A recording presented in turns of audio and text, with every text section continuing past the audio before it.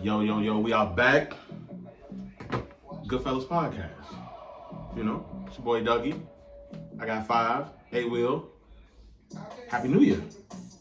Happy New Year. We have not been on in 2021. First episode of 2021. Man, how y'all fellas feeling, man? 2021, New Year. What they like to say, New Year, new me. That's the cliche shit, right? Very cliche. New year, old me. Ain't nothing changed. But the workload. Been working hard. That's it. Yeah, you have been working hard. Been working hard. That's it. How about you, Will?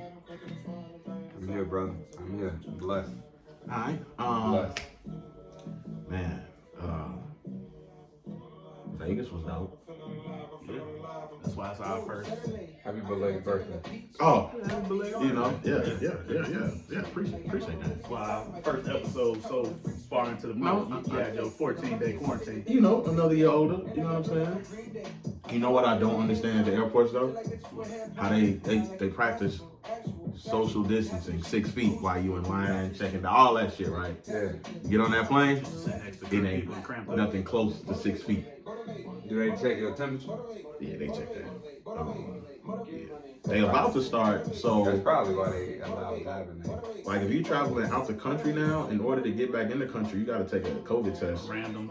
Yeah, and they about to start making it domestic as well soon, to where You got to take one before you get on and come back? yeah. So they're making it like, so if you even soon with domestic, if you want to go like, you know, wherever you want to go, Cali or something, you gotta take it before you leave here. And when you get there, you gotta take it. So what happens if you... If you test positive, Yeah. well, enjoy your stay. Yeah, you already know. Enjoy your stay. Get you in 14 days. You gonna be there 14 more days. Look, That's a long... what's that Future song, 31 Days? You Yeah. put that on repeat. 31 days. So I hope you're somewhere where you like to be, where you're thinking about moving to. Because Can you That imagine? 31 days is my jam, dude. Can you imagine getting stuck in like Minneapolis or something? 31 days? Montana, Whew. Idaho. Good luck. I hope you drive. First of all, if you're flying to Idaho, like you got more bigger issues than COVID. Trust me. You right. There's no reason to fly to But Idaho. if you go What is and you in test Idaho? positive, you might as well start you a farm, Jack. Yeah, I don't know why you're flying to Idaho. I don't know where you visiting. Chickens come home to roost. All right, so That's a Malcolm X phrase. I know. But I'm just... I just watched the movie. I was just gonna say, man, shout out that. Talk about that movie real quick. What's the name of that movie? One Night in Miami. Man, check that out on. That's on. It's on Amazon Prime. Directed by Regina King. Mm. So, man, it was dope. I liked it. Did you see it, Will? No, but I was going to watch it. It's real good movie. Gotta check that out. And also, I recommend American Skin. That's on Amazon Prime as well. Yeah, Amazon Prime got a crack. they got a cracking. Yeah, I recommend those two. Any movies y'all looking forward to before we dive in everything else? Movies? Any other movies? Because you know they releasing them now. It's gonna be coming to like HBO Max Yeah. and stuff like that. I So don't think there's no movie. I'm... Just the Judah and the Messiah. the Black Messiah, Judas and the Black Messiah. Yeah. That's I want Fred Hampton. Yeah, I want to see that. Yeah. That's definitely a must see. Definitely. Must see. That's about the Black Panther Party. Yeah, Fred Hampton. Must. Fred Hampton and the Black Panther Party. Yeah. And damn, when Space Jam come out? July. That summer, 2021. Yeah. Yep. They leaked a couple of, I guess you could call that footage. LeBron leaked it. Yeah, No, it wasn't We like showed he the leaked thing it. with He previewed him and it. Bugs, and the thing was like, come Yeah. yeah. I saw that. So, all right. Well, let's kick it off, man. We had NFL. Had a wild weekend, man. Playoff weekend. We had the Chiefs taking on well, first we had the Packers and Rams, Bills, Ravens, Chiefs, Browns, Bucks, Saints. Which game do y'all want to start with, man? I mean, the most exciting one or the most boring one? Well, the most boring one was absolutely the Bills and the The Ravens. Bills and the Ravens was absolutely the most boring game. Oh, it's boring? Yeah, it was boring. It was 17-3. It was a total of 20 points scored in the game. And the starting quarterback got hurt. Yeah. I don't know if it was boring, but Boring. You a defensive guy, so of course you. no. I just think the Ravens are really missing a wide receiver. Oh yeah. They want to go to. Yeah, they don't have. Yeah, they don't. So. And I think they are too predictable. The Ravens are too predictable. You can't run the ball 60% of the time, 60, 70% of the time. And when teams are daring you to throw the ball, you have to be able to throw the ball. So are they a digs away from Absolutely. beating teams like the Bills? Beating teams like the Bills, they're more than just the digs away. But they do need to play it like that, yeah. I was glad to see Lamar finally get over that hump, though, in the playoffs of not winning a playoff game. I mean, I disagree with that because I don't think it's a hump. I just think they're for him it was, personally. They're super predictable. I mean, you're right, but I didn't think they would beat Tennessee. I mean, it wasn't like he was on like a 7-year binge of like. You're right. Yeah, like You're right. like one and done. It's like This what, is his third year in third the playoff. year. Yeah, I mean. Well, he hadn't played. I was glad to see him play well against the game versus the. But again, they were the first year he predictable. wasn't even started the whole year. Yeah. And they were predictable. I mean, like, they're predictable. Even if you look at the Tennessee game, like, he had the one run of 48 yards where he scored the touchdown, and they just stopped Derrick Henry. Like, they legit stopped, like, the Ravens defense stopped Derrick Henry. That was the game. Mm-hmm. Like, so, I mean, nothing changed from last year to this year, except last year they couldn't stop Derrick Henry, and the Titans could stop Lamar Jackson. You just flipped it this year. This year, the Titans couldn't stop Lamar Jackson for one play, and the Ravens stopped Derrick Henry on the defensive end. Now, let me ask a quick question to pivot off that. Is with Derrick Henry, you think they used him too much in the regular season, or is it more credit to the? Is it him more being gassed why he didn't have a good game, or is it more credit to the Ravens defense? I think it's game planning. Yeah, I would say game. Definitely game plan. Yeah. Okay. Been watching film all year on him. Like it's easy to predict, right? And then one of their wide receivers got hurt too. Am I correct? For the Davis got hurt. Titans? I think he did. Yeah. Davis did. Yeah. Davis got hurt, so now they just had Brown out there. Who's a dog? Yeah, who was a dog, but he's got extra tension on him now. And Corey Davis not out there to stretch the field to make guys like Derrick Henry more effective with that downfield threat that he would assume. But yeah, it's game plan. I mean, anybody can stop anybody on a one-game playoff game. I mean, enough film is out, enough game planning, overloading. Anybody can be stopped. Okay. So let's keep it moving. Next game we'll talk about is Packers and Rams. What are y'all thoughts on that game? I mean, the Packers just better. They were just better. They had a better quarterback. They had the better defense on that day. They had the better running game. I mean, even though the run game for the Rams kind of kept them in the game.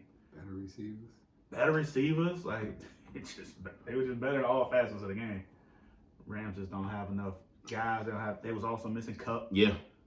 Who was big, but they were just better. Packers were better. And they got home field advantage.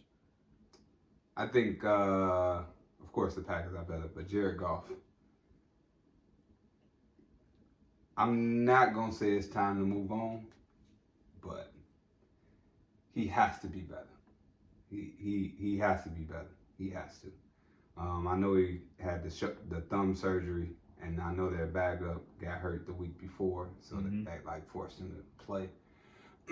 But he has to be better. He has to be much better. And then I think Aaron Donald being hurt played a huge role into it. Okay. He could. I don't think the Rams are gonna win. Don't let's not get that misunderstood. Gotcha. Okay. Moving forward, we got Chiefs Browns 22-17. The Chiefs win. Interesting. It's a very interesting game. Pat Mahomes ended up leaving the game with a concussion. Man, that that was wild, man. That was a wild game. So look, I know Baltimore runs their quarterback a lot. Mm-hmm. Who else runs their quarterback a lot? Arizona. Arizona runs theirs a Buffalo. lot. I'm not gonna say Not as much as a Baltimore though, but he was more of a way more pass first. I mean, yeah, he's more of a pass rusher, but they don't use their running backs like that. On many a nights, he is their leading rusher. I feel like it's Slinging another. it. I feel like it's He's another. definitely a gunslinger though. I feel like it's another guy. What, Tua? Nah, I don't run to it like that. I can't think of it right now. I got to think for a second. But I'm gonna say this. I think Patrick Mahomes is Cam Newton. Patrick Mahomes is the most important piece in Kansas City. Okay? I know that everybody's going to say like Travis Kelce, Tyreek Hill, the running back. I know people are going to talk about the speed that they got on the outside, all that. That's cool. Patrick Mahomes is their difference maker. 3rd and 1, you winning the game. I don't know why they ran that option. I'm glad you said that because that was going to be one of my questions. Is the injury more so? Could it have been avoided? Absolutely. You like Bad play call. it was. So here's my thing, right? It's not a necessarily a bad play call if that's your offense, right? So like like I was saying, if it's a Baltimore, Gotcha. if it's a New England with Cam Newton, if it's Arizona with Kyler Murray, even maybe Dallas with Dak Prescott, right? Like where you kind of have like those stronger, stocky, like running quarterbacks that are used to running the ball, used to taking hits, things of that nature. Okay, I get it. But 3rd and 1, and I've said this a million times, right? 3rd and 1, 4th and 1, 2nd and 1. If you're gonna run your quarterback, put him under center. Brady ran it perfect yesterday.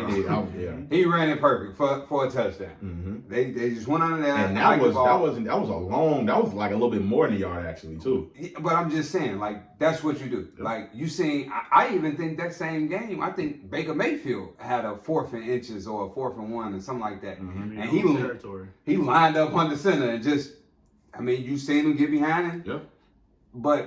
And so to me, I don't have an issue with the play call. I have an issue with putting your quarterback in that position.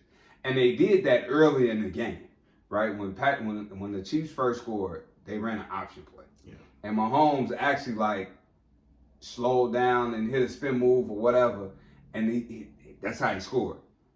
But you got to understand that just like, plays that are successful, offenses are going to run again. Plays that are successful, defenses are going to look for again. Mm-hmm. And I don't know how he got the concussion, but putting your quarterback out there like that, free, like just open to be hit like that, or open to be hit, nah, I don't agree with that. Not Patrick. You can put anybody else in that situation to me, not Patrick. No, I don't agree with that. Mm-hmm. And I think hopefully he can play Sunday, but if he doesn't, we're going to go back to that play. Mm-hmm. 5? I agree with everything you just said.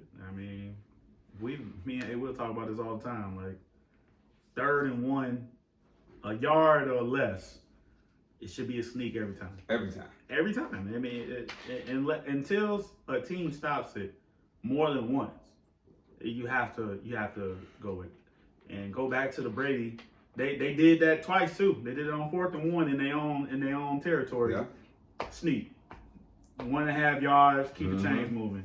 keep it going. Like, it should be a sneak every time. Now, which lane, which alley you gonna go through? Now you can change that up. Go to the left side, go to the right side, go straight forward.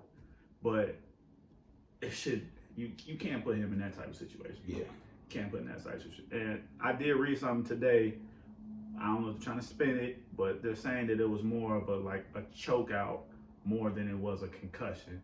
More like he lost sense of breath because of the headlock or how When dude dragged, he didn't get hit hard. It was just the aftermath when dude was dragging him. He had his hand around his helmet, twisting his helmet around his neck. So that's what they're saying. They're saying it's more or less of a choke out symptoms than it was an actual concussion. So, but we'll see though. I thought he was gonna come back when he ran to the back. Did you see how that man got up? I mean, no, he was losing. When he got up, I said immediately, he ain't coming back. Yeah, he was. It was the way he got up. It was no way the NFL was gonna let that man come back in the game. Lamar had did the same thing when he got hurt. Yeah. He ran to the back. They showed him running to the back. So I didn't know if it was his ankle or something. Then when they came back and said he. Are you talking about when Lamar got hit in the end zone? Yeah.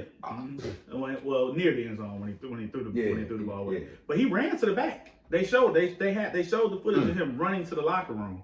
So I'm like, oh shit, he good. I'm like, shit, maybe they're just gonna take him up and then get him back out there. But then later on, they said he was on concussion protocol and he's not returning. Yeah. So I'm with you on that though. You saw him run up and down the sideline. You thinking, maybe it was just you think he lost his breath or got hit in the stomach or something like that. But you can't put your quarterback in that situation, not in that game. Yeah. You talking about week 4, 5, maybe. I mean, even then, I can't see you doing it, but I can see you doing that. This is the playoffs, bro. Divisional round. That's the playoffs. He can't play next week. You're screwed because you're going to continue to go against better and better teams. And they damn sure need him next week. They got to put points up on the board. So they got to put them up quick. One more question about that game. How did y'all feel about that final play call? Andy Reid got to ice the game. I thought it was genius. I didn't know what was coming. I thought they was trying to just force him off sides. I didn't think they might not even run a play, but that shows how much confidence he got in the backup. I mean, I think so we're all accustomed to teams trying to draw somebody offside. Mm-hmm. Andy Reid played to that. He understands that. I told y'all before, I like teams going for on fourth down, like taking a chance. I mean, especially in the playoffs. It's win to go home, right? So I actually like the play call. To answer your question, I love it. Because it's like, I mean, if they don't go offsides, now we take a 5-yard penalty, now we kick the ball. They come down and score, maybe they return the punt for a touchdown. Now we down, because now we down 2. Mm-hmm. Now we have to score. Yep. And I like what Andy did. Go and get the first down, put the ball in the second best player on your team hand. He got to get 1 yard, get the yard, fall down. That's what he did. He got the yard, fell down. Game over. All right. The yard's just not that hard to get. In that instance, I'm okay with it. If it's a little early in the game, maybe I would have a problem with it. But at that point in the game, you with your backup too, right? So he just talked about them scoring. Yep. Now you have to win a game or get a field goal with your backup. And they was in their own territory. I think they only put up, 3 points with their backup or no points. Mm-hmm. They had 19 when Mahomes got hurt, correct? Yes. Yeah, they had 19. So they only scored a field goal with the backup. Yeah, they only scored 3 in the second half. Yeah, so, offense really not moving, clicking like it was before. Like, who knows if you're going to get that chance to even get down there if they score to even take that lead with the field goal. So, no, I'm okay with it. I'm okay with the circumstances. Okay. So we only got one more game to talk about. And before you go there, the Browns missed Odell. Oh, yeah. Oh, absolutely. They were an Odell away from shocking the world. And I'm not saying production-wise, right? I'm not saying Odell production-wise. I'm saying Odell being on the field, being a threat. Mm-hmm. Odell is going to command attention. He's going to command a double team. Eyes are going to be on Odell, which gives other people the opportunity to have wide open opportunities. Another thing that cost the Browns is the rule that everybody been talking about that they probably going to end up changing. I believe they're going to change it this offseason. When the offensive player fumbles the ball out of the back of the end zone, they going to change that. They going to change that. That hurt bad. Because the Browns actually was putting together a drive. They could have went in down 7. It would have been 17-10.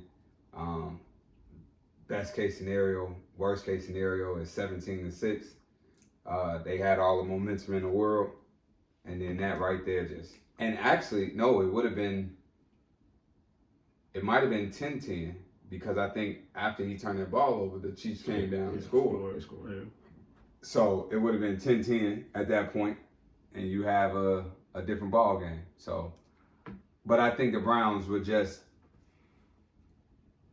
I mean, let's give them credit. They had a great year. Had a great year.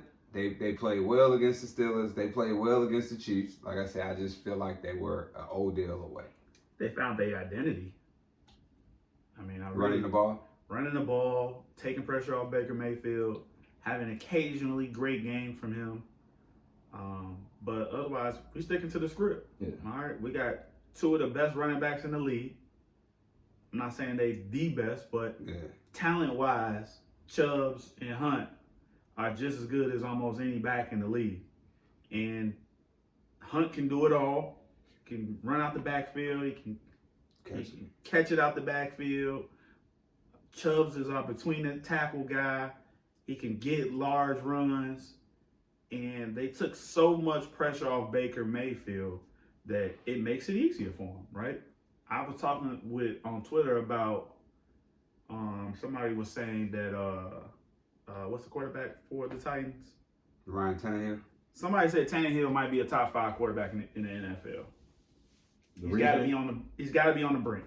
Mm. He's got to be on the brink of top 5 in the NFL. Mm. And I started to think about it, and I'm like, then I looked at some numbers, and I'm like, well, yeah, I mean, his numbers is there, his touchdowns are there, his yards are there, his wins are there. But then I look at who he's got in his backfield, right, and that just takes so much pressure off him. And it helps the play action.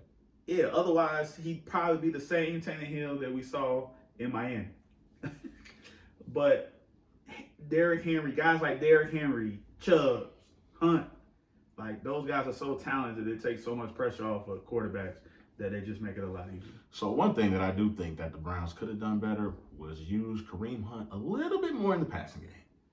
He only ended up with 1 reception, and then they had a couple, I don't know if y'all remember, it was like about maybe 2 or 3, I know it was 2.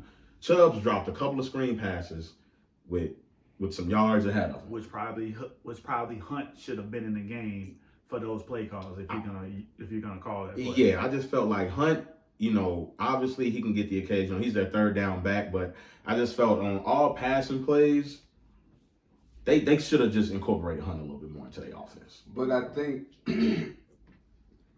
that's the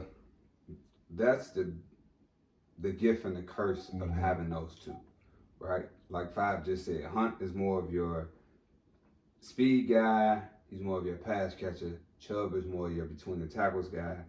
He's more of your every down, like your first and second down, get the dirty yards type of guy, right? And so you don't want to become predictable, right? You don't, Hunt is in the game, more than likely it's a pass, right? So now defenses are gonna put 2 high safeties, right?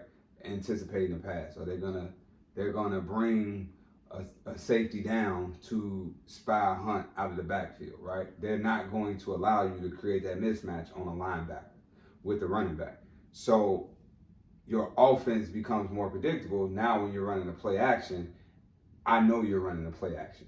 Whereas if Chubb is in the game, you're running a play action. I have to respect the run first and then cover the pass. So it makes it that much harder. Now, this is the thing where Chubb has to get better in the offseason, becoming more. I'm not going to say becoming more of a pass catching back, but getting better and becoming more reliable as a pass catching back. Now you really have that two-headed dual monster where it's not, okay, Hunt's in the game. 90% of the time they're going to pass. Yeah. All right. So, and we're going to talk about the last game, which was the Bucks and the Saints. Now, we talked about it previously, and I said it myself. I said, man, that's the one team I did not want the Bucks to face in the playoffs because I just thought the Saints had their number. My goodness. Wrong indeed. And they go in there, and, I mean, hell, you look at it. What did I saw a stat? And sorry, Cowboy fans. It said NFC Championship appearances since, what was it, 94, 97. 97? Mm-hmm. Cowboys, 0. Tom Brady, 1. I was like, damn. Man been in the AFC his whole career. Come over to the NFC, get to the NFC Championship game. Man, it was turnovers, man. You can't, they turned the ball over, and they turned the ball over at the worst time, and it was giving the Bucks some of the best field position you could imagine, and they took advantage of it. I mean, that's the game. Mm-hmm. I mean, 4-0? Yeah. 4-0. I mean, that's the game. That's the game. You can't turn the ball over in the playoffs. You can't turn the ball over at all in the playoffs, let alone 4 times to a quarterback like Tom Brady with the weapons that he has. Like, just think about some of the touchdowns that they scored. If I'm not mistaken, pretty much they scored what? 3 touchdowns? They scored. Brady had a run. 1, 2. Evans They got 4 touchdowns. They got 4 touchdowns. I thought they had Brady 30. had a run. They had a safety? No, Brady had a run. Evans had a catch. Fournette had a catch. Yep. And Fournette had a run too, though, didn't he? So Brady had a run. Mike Evans had a pass. Fournette had a run. Yeah. Had a Had run. a run Right? and a pass. So they scored 3 touchdowns and they had 3 field goals. If I'm not mistaken, two of those touchdowns Was off the turnover. was off turnovers in short field Yeah, situations. Yeah. You just can't do that, man. You can't do that. The Evans one, and Evans Fournette. was the fumble, right? At the No, 20? Evans was. Yeah, it was the Jared Cook fumble. No, that was Fournette. That was Fournette. Evans was Fournette? the interception. Was the interception? Was the first interception when they picked off Michael Thomas. Gotcha. He was throwing the ball to Michael Thomas. Gotcha. Yeah, so and I feel like that Cook fumble was the one that hurt them the most because they were up 7. And they were moving the ball. And they were moving the ball. Yep. And he had a big gain on that. Yeah. He had a big gain on that. He just exposed the ball. No, he didn't expose the ball. He was looking the wrong way. He exposed a little bit right here. He kind of came up just a little bit. By the time he wanted to secure it, it was already being punched out. Man, the linebacker, I actually watched the game with Bo. Mm-hmm. And the linebacker, White, was everywhere. Yeah. Everywhere. Yes. The MVP of the game to me. He was everywhere. He was he was a ball hawk. Everywhere. He was everywhere. 11 tackles, man. 10 solo. And he didn't play the week before. Ooh. He had the fumble recovery too. Yeah. He had the fumble recovery off the Jared Cook. Yeah. That was it. Yeah. He took it back probably another about 15, 20 yards. Did y'all see when he told Alvin Kamara he wanted him? What? Y'all ain't see that? Uh-huh. Somebody Ty Montgomery ran the ball. He hit him. He put a hit on him. He turned to the sideline. I want you out here. And 2 plays later, he picked the ball up. It was a good game. It was a good game. The Saints had some missed opportunities. They were also missing a wide receiver because Michael Thomas for damn sure didn't show up. He showed up. I mean, he was there, but Was he? He was there. Was he exercising? They're game plan for him. We just talked about Derrick Henry. Like, anybody can be shut down in a 1-game scenario. And the man had 0 catches. He had 4 targets, 0 catches. I ain't never seen that. Not Michael Thomas, not Mr. Can't Guard Mike. I mean, Mr. 99 rating on Madden. I mean, he's had a couple small games. I ain't never seen him playoffs though. You can't And we you can't play 4-5 weeks and think you just finna turn it on. But the crazy part is we talked about it earlier, especially you, Will, that the Buccaneers secondary ain't that great. They're not. No. They not that great for him to just not have anything. It was just bad on all levels, man. Then a lot of people are saying this could be possibly the last time we've seen Drew Brees play in the NFL. Oh, it's the last time. I definitely think it's the last time. Yeah, kiss his wife on the field. Blah blah. That's the last time. Somebody said the funny thing, last thing Brees gonna see on the field is kneel. Somebody nailed it. That's somebody kneeling. I'm just telling you what they said. I didn't say it. I didn't say it. You know what I'm saying? I didn't say it. Y'all fuck. I didn't say it. Yeah, I mean, but Bucks played, man. They didn't turn the ball over. They were able to run the ball.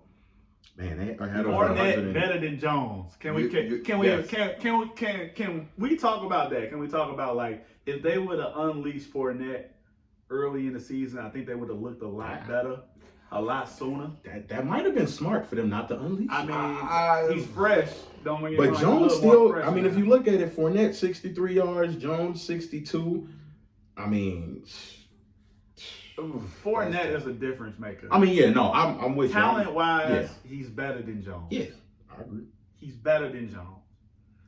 Fournette stays injured a lot. He does stay injured, but talent. I'm just talking about just talent, not availability. I know you big on availability. I don't know, cause Jones didn't play last week. he did. Yeah. I gotta sit on that for a week. Let me think about it. Well, we'll get to see because that Lambeau turf is gonna be a little cold. They're gonna need him. A little cold. They're gonna need A him. lot cold. It ain't gonna be as pretty as that. But you know that indoor. to me the difference between this week, the Bucs Saints versus week 1 and versus the other one, Monday night, whichever week that was. The Bucs took 5 passes over 20 yards. I told y'all to watch that. You can't, it's not gonna work. Like, I'm not saying it's not gonna work, but you're not just gonna throw the ball downfield 100 times on teams. Like And you can't do that. And you can't do that versus Saints anyways. They got really good corners. they got really good. They got really good corners. Brady was 1 for 5 on pass. And the crazy part about it, if you think about the passes that he had over 20 yards, so he threw the one to Mike Evans where Lattimore batted it down, right? Yep. He threw the one to Gronk in the end zone where Gronk dropped it. Yep. He threw the one to Goodwin. He threw the one to Goodwin in the end zone where he actually caught it. Yeah, he dropped it on the tumble. The roll, right? So that's 3. He had the one to Scotty Miller.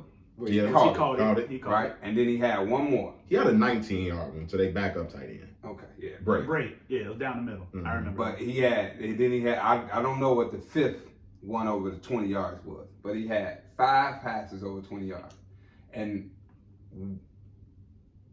if my memory serves me correct, one was dropped by Gronk, well, 2, Gronk and Goodwin, and then the one was batted down by Evans. Which was just good D. That was great D. Yeah. But everything else, he was just picking their ass apart. But He was just picking their ass apart. I think, and to your point, because you've been talking about this, I didn't see a lot of like reckless down the field. No. moves. It wasn't like we're calling this play, you're throwing it long no matter what. Yeah. Like you're throwing a deep ball. I felt like the one to Gronk was definitely calculated. Oh yeah, all of them Went was through his calculated. progression. I feel like the one to Evans was a shot. They was like, okay, we're taking this shot right here and there, it was a good shot. He still had one-on-one coverage. Mm-hmm. It just was just great defense. Yeah. But I felt like they were taking that shot. But I feel like all the other ones were like progressions. Like I'm going through my progression. I'm going through here. Oh, he's biting here, especially with the Gronk one. Yeah. And the guy one. And they showed the Gronk and the guy one from his view. And you could just see he was going through progressions. He saw the linebacker bite. Safety comes up. Okay, we're throwing it down the middle deep to the back of the end zone. It wasn't just like hike, Throw it down. waiting for him to get down there and I'm throwing it. Like it was. The one to Antonio Brown. The one that Antonio Brown up the sideline where the dude caught it, where the defender caught it. Almost an interception. Yeah, 1 foot down. That was the last. They were able to them running the ball so effectively, because in the previous 2 matchups, They didn't run the ball. oh my God. But they didn't but that's what I'm saying. They weren't running the ball because they were so concerned with taking shots down the field. No, so that's what I'm saying. That allowed, as far as the turnovers, I mean, they had 20, I think they rushed the ball between Fournette and, what's his name, Jones? Mm-hmm. 25, 26 times, and each, I think the yards were like 67 and 64, something like that. So you got over 120 yards rushing, and you getting about, 4 yards a pop? Come on, man. 35 rushing. Yeah, 35 rushing attempts. Like, Brady has 5, Jones has 13, Yeah. Fournette has 17. you do that, come on, man. And especially when it's playoff football, you have to be able to run the timely running. You have to be able to do I it. mean, they kept his attempts down too. He had 33 attempts. I mean, which is pretty good. Shoot clock, and then, like I said, Drew Brees giving them that great field position. I mean, hey, He threw 3 interceptions, 3 picks, and he threw one. The last one though, he's got to force. He's got to start. Oh, the forcing. one where they hit dude in the arm? Yeah. He's got to just start forcing stuff down. Then when it was just too late though. The one he threw when he was trying to go to Michael Thomas, it was like he was trying to scramble. I'm like, this is not his game. No, but the one to Michael Thomas actually wasn't that bad. It would. So the announcers were saying it would have been a great play if his route was to go down the field, because down the field was wide open. Is that the one where he? But he was just, it was a flat. He ran a flat route. No, that was Alvin Kamara. Yeah. That was Kamara. Didn't look back. Michael Thomas ran a flat, and he got the dude. He beat the dude off the line, Mm-hmm. but he. Oh yeah, when dude fell, he kind of like did. And they made Brees. And then he didn't hit him right away. Scramble. He didn't hit him right away. Yeah. He waited a split second. Yeah. Dude got back. He Dude got recovered. back. It was too late. Yeah, he tried to scramble. That's not his game. So who did they? So if this is last game, who is their quarterback next year? Is James it Hill Winston. or is it Winston? It's James Winston. I think it should be Winston. And shout out James for throwing that touchdown. And the only reason I'm gonna say it's James Winston is because he's probably the better passer of the ball. Damn, I forgot Winston threw that touchdown. Yeah. On the special play. He's the better passer of the ball. They didn't trust him at all though. Who? In the starting role. Who? James? Yeah, they didn't trust Yeah, him. he didn't know the offense. They played Taysom. James didn't know the offense, but he gonna have a whole off season. He just watched it. He gonna be all right. Crab legs and film. Yeah. That's all right. What? Crab legs. What's that? Crab legs and film. That's it. Goddamn. He'll never leave that down. So, I mean, look, we got Championship Sunday coming up. 2:05, we got the Bucks Packers. 5:40, we got the Bills and the Chiefs. Now let's start with the Bucks Packers. Who you got? I know who you got. Well, hell, I know who I got, but I got to see what the weather is. 24 degrees, possible snow. Give me the Packers, man. If you talking about cold weather, if it's gonna be cold like that, yeah, give me the Packers. And that's why I wanted to look at the weather. That's why I had to look at the weather. I felt like I was like, man, it's Green Bay. It actually was pretty decent weather last week for them. Right. Like mid-30s. It was no snow. It was like a little light snow. But if you're telling me it's gonna be 24 degrees and snowy. Mm-hmm. I mean, even though I know Brady has played in that before. He's played in that. He's from Boston, so he's played in that before. But 28-40% chance. you're telling me they're gonna have to lean on Fournette and Jones in this game. They will have to lean on Fournette and Jones in that game. If that is the case. Are they okay with doing that? I feel like the Packers are fine and dandy. We're relying on Williams, Jones, and the third running back that they have, the rookie running back they got. Okay. But they got Dobbins. Dobbins is the third running back. Dobbins in Baltimore. No, who their third? Whoever their third running back is. I feel like they are okay. Where if they have to run the ball 30, 35, 40 times, they're okay with doing that. Oh, Dylan? Yeah, there you go. There you go. AJ Dillon? I feel like they're okay with doing that. The weather is a big factor. I have to see what the weather is. As long as the Tampa Bay Buccaneers are able to run the football and effectively to keep the defense honest, I think they'll win the game. And you also talked about how the Packers defense has been increasingly better week after week after week after week. And I thought they were very good last week. Even though the Rams are limited, I get it, 100% get it. But I felt like they did a very good job of taking certain things away from them, and they made it absolutely tough on them. Like I said, the weather gonna be a big. And if they defense, that was one of the biggest things for me was the Buccaneers defense. Like, they defense comes to play like that. I feel like both teams' defense was shaky at one point. Yeah. I felt like both teams' defense was shaky at one point, and they've gotten stronger as the year has gone on. And probably they've gotten guys healthy too. Like, guys are healthy on the lines, healthy in linebackers, healthy in the backfield. The weather, man. I'm gonna go back to the weather. I'm that type of guy. I felt like that's why it was very important for Green Bay to get home field advantage. Oh yeah. They got guys who have been there before, right? They've played in big games before. Mike Evans, Godwin, Fournette, Jones. Fournette been there. Yeah, he's been there with the Jags.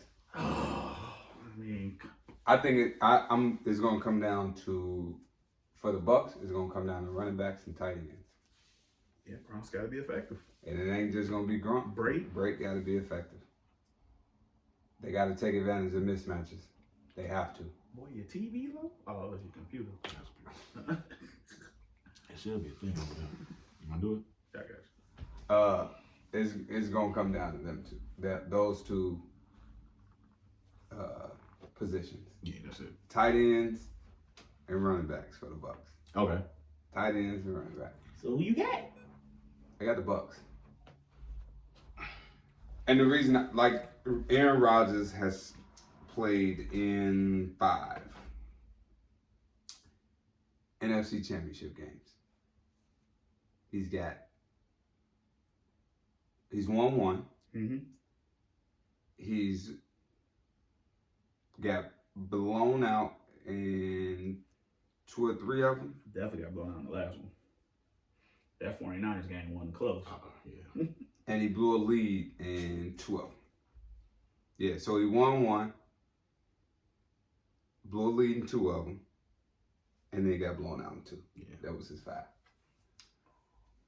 Let me go. Let me go look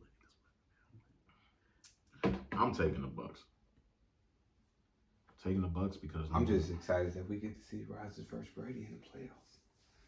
Yeah. We've Better never late seen than that. never. We've never seen Better that late before. than never, man. 40% chance of snow, 28 is the high. I That's mean, the high. I don't. It's gonna be chilly. It's gonna be cold. I mean, it ain't that. I don't think. I don't. To be honest with you, I don't know. I don't Is think it? It ain't that hot in Tampa. It ain't like Miami hot. Come on, don't do that. Don't do that, man. I don't know if it's That's gonna why play. they having the Super Bowl there. I don't know if we're gonna. I just can't. Compared to 75 and sunny? Come on, man. Don't do that. Don't do that. It's hot down there in Tampa. We call it 75 hot. That's like, you know. In January, you damn right. You damn scared. I think they'll still be able to get the job done. I've Bucks seen go- Green Bay lose in the playoffs. The Bucks Green Bay. go- I agree. But a lot. So I would have to go back and see what type of teams have beaten Rodgers. But obviously, The Falcons. You got the Falcons, the Seahawks. When Vic did it, was And Rodgers the there? 49ers. When Vic did it, was that against Favre? Because, Vic was the first quarterback to win a playoff game in Lambeau. That was Favre. That was Favre. The Falcons, the Falcons had home field advantage. That game was in Atlanta, wasn't the it? No. Seahawks. Which one are you talking No, about? the Falcons game was in Atlanta. With Vic? Yeah. No. He talking No, about- with Well, Ryan. when they were, oh, yeah. The 49ers game was in San Fran. San Francisco, yep. Yeah, Mhm. absolutely. All of them Yeah. been on all of them. So he's been on the road for all of it? Wait, the Bears was on the road. He won that one. Yeah. Ooh, The Seahawks was on the road. He lost that one. The Falcons was on the road. He lost that one. 49ers The on 49ers was on the road. He lost that one. And this one I'm missing. So The this one, Rams, did he play the Rams? no, No, they didn't play the Rams. no. What is his fifth one?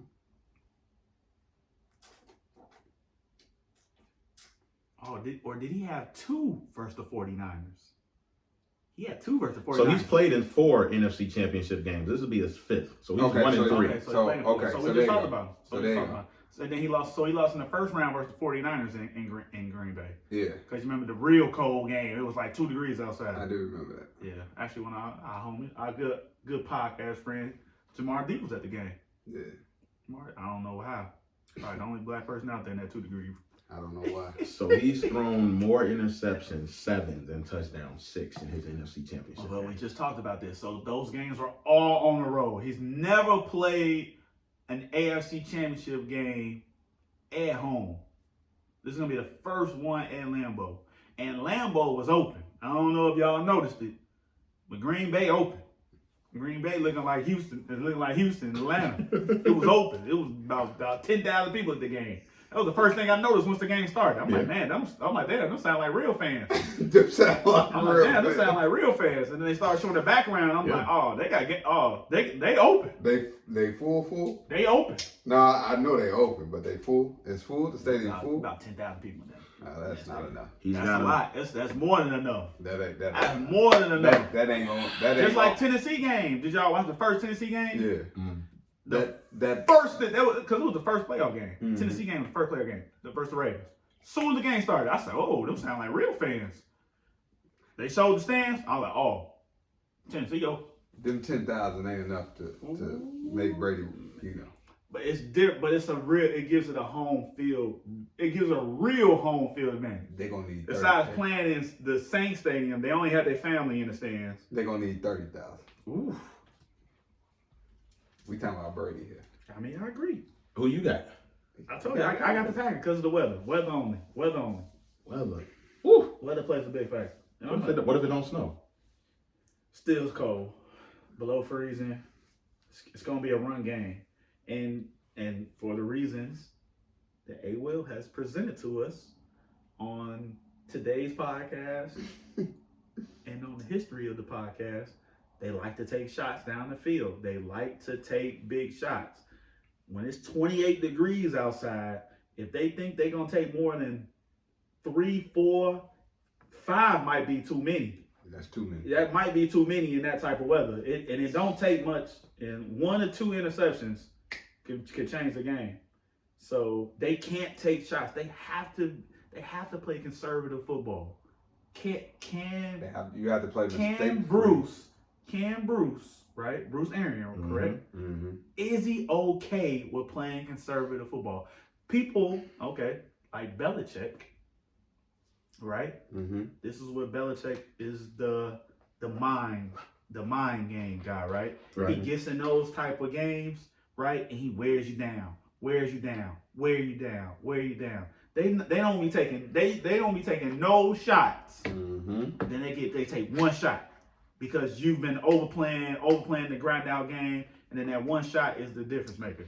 Can Arian stick to that type of script in that weather condition? That would be it's coaching. So coaching will come. So as far as we've just talked about it how below average Aaron Rodgers has played in his 4 NFC Championship games. Mm-hmm. He has to be. I ain't gonna say he played below average. He's got more interceptions than touchdowns. This is Aaron Rodgers we're talking about. One of the greatest quarterbacks of all time. That is below average. But A-Will likes to see Aaron Rodgers throw interceptions. That means he's taking some shots. There you go. There you go. There you go. I mean, but he's got to take care of the ball. And that nigga don't take shots, okay? He covered. He is too. Throw the ball out of bounds. Yeah, I mean, he's been taking shots though in the playoffs though. He definitely, man. I ain't seen too many throws out of bounds. He's slinging that joint. Yeah, so it's gonna be. He's got to be excellent, man. He's got to be excellent. He's got to be. He has to play. I mean, it's gonna sound cliche, but as good as he's been all year, they're gonna need that to get from him to get to the Super Bowl. So yeah, Will's got the Bucks. I got the Bucks. You got the Packers. It's gonna be a good game, man. And then we're gonna have on the other side, we got the Chiefs and the Bills. One of the biggest things, as we all know, is Pat Mahomes. Will he be able to clear concussion protocol? What? Are you asking yourself that? No, I'm just saying that's man, gonna be news for the whole week. Man, this is I don't know why it's gonna be news. They're gonna be talking It'll be clear by Thursday. Wednesday. Come on, man. It's the NFL in a down year because they can't have. Nah, I'm gonna throw this out there. Fans in the stands. I'm gonna throw this out there. Let's say he don't play. He's not. No, I'm just saying. I know for our viewers, we want to cover all bases. Okay, so let's cover all bases. Right. If I think he's gonna play, right. If he does not play, do the Chiefs still have? No. Can they still win? No. Chad Henne. Who the fuck is Chad Henne, man? When the last time he threw a pass? Before Sunday. The last time he won an NFL game. Can you tell me who the last thing he played for? When the last time he was under center? Hey man, look, man. No, what was the last team he played for? No, they cannot win. Anything is possible. Who?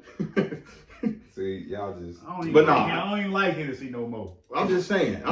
Like, I don't. It's a new year. You don't drink. So. I got half a fifth of Hennessy to send in my house about 6 months. That's a whole conversation. Yeah, we definitely. I gotta holler at you about something. So, I'm just, Come on, get it out. I still think they would have a chance to win. How? Why? Where? Why? What are they gonna do? I ain't saying they scored 3 points. I ain't saying they would win. No, you said they have a chance. How? I ain't never said. Mahomes will be practicing. I never said if it was a good chance. You said, no. You said they have a chance to still win the game. I never said it was a good chance. How? Mahomes will be limited in practice tomorrow. How? Yeah. I read an article. They said it's 5 steps. Okay. We don't care about that. How? I'm stuck there. How do they have a chance without It's a small what chance. can they do? What can they do to win the game? Bro, where? Huh? What can they do where? to win? Where is this chance? What can they do to win? Like, what can they do to win? Win. Like. With Chad Henne at the quarterback. Who? Like. Hey, hold on. Before we dive into that. No. I'm still gonna be talking about Henne. Let's not act like he did not have the play of the game. One of the plays of the game. Bro, that's one play. Hey, I'm just saying that I'm not gonna bash the man. That is one play. That man ran for 13 yards. Listen, that's one play. And he almost got his neck broke and didn't even get the first down. That's one play. Okay? Now how? Let me do some research. Okay, thank you. But I never said it was a good chance. I mean, you said they had a chance. I'm still trying to figure out how. I will say this. I've seen weirder things happen. Nah. I mean, but okay, this is what I will say. How long has Henne been their backup? This year. Just this year? Yes. Okay, so I will say this though. I mean, outside of Henne, it's not like they're out there with a bunch of bums. Okay, let me ask you this question. Let me ask you this. He's got talent around him, is what you're saying. Yeah, like Josh Allen. So the Bills could very well go out there, and this is their first time in the AFC Championship. They could very well go out there and play uncharacteristic as they've been playing all year and have a choke job. Okay, so you diverted to the Bills choking. That's how they're gonna win. I mean, shit, it can happen. That's why I say I've seen stranger things happen. Okay. So I'm gonna go back. And I got faith in Andy Reid to come up with a game plan offensively. But I'm not saying that they will win. Of course, I like I said, I think Mahomes is going to play. I'm just saying if he didn't play, I would not just write off the Kansas City Chiefs if Mahomes did not play. 5. If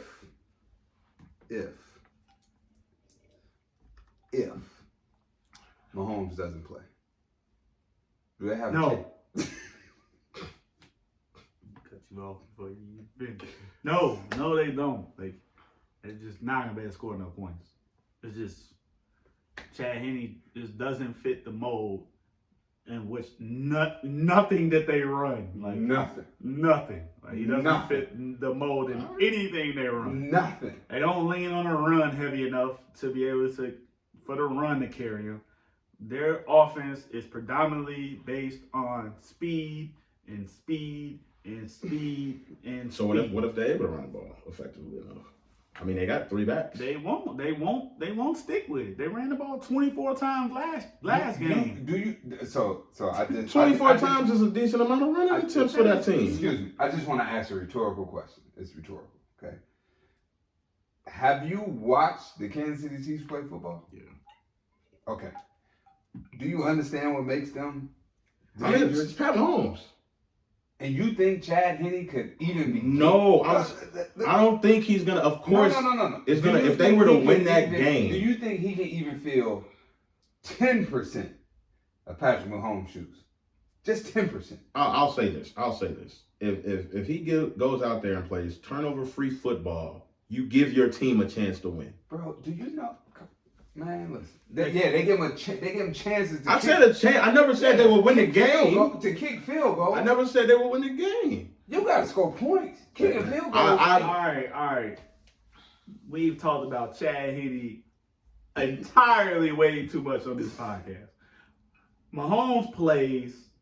Who you got? The Chiefs. Why and how much? Why? The defense has been playing better. They've been there before, man. That experience means something. 3 years straight now. And they're the first team to ever have the AFC Championship at home 3 years in a row. That experience to me means something. I love the Bills, though, man. They open too. They definitely open. They open. I'm gonna continue this. I'm gonna continue to point this out. They open. They open. The Saints was fake open. Saints was it was family on. Yeah, that was fake open. They was not open. But the Who Dat Nation was at home with the crawfish. Them in the pot with tears on their eyes. You know how you play Madden and you turn the volume up and you could just when you playing Madden you can hit a crowd like as loud as that's how I felt when I watched that Chiefs game. I was like, no, they there. They are open. They there. Open. Kansas City is open. Yeah. Open. Yeah. Bars, clubs, everything. Restaurants, they open. So I'm gonna go with the Chiefs, man. I've said it before. It's Mahomes' league now, man. It's Mahomes' league, man. So is there anything the Bills? Let me let you go ahead. I'm gonna let you go. No, go ahead. No, because I think it'll be. I think gonna move on. To answer your question, I definitely think it'll be close. Okay. I think it'll be a field goal. They got it to -3. I think -3 right now. Field goal because the Bills can keep up with them offensively. I do think the Chiefs can run the ball better though than the Bills. I think they have better running backs. Better running backs, but run it better because they just don't use the running game. Their second guy that they had Singletary to start off the year. Then I think last week they were using Moss. Singletary wasn't even really getting any touches, and then Moss gets hurt. So Singletary is their only back that they've been using, and they don't even give. He just don't get a lot of carries. About 16 times last week. Yeah, he don't get a lot of. And how many did Josh Allen have? 7. They don't run the ball enough for me effectively. So I do think when Kansas City, I think they're who was that? Williams had about 60-some yards, about 13 carries. 70, 13. 70, yeah, like 2 off 13 carries. You gotta be able to run the ball. Go ahead, Abel. This is a tough one.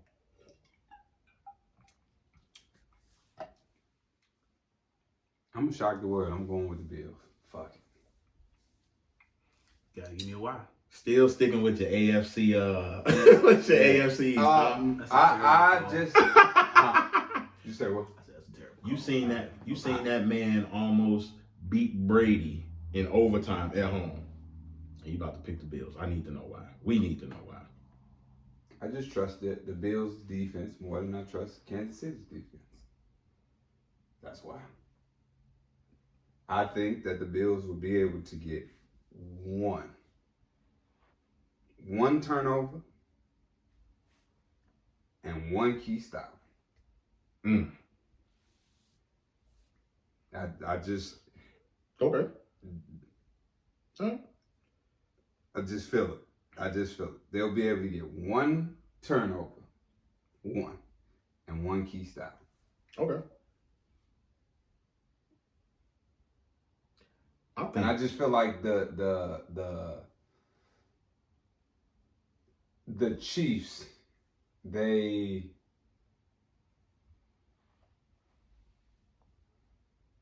can,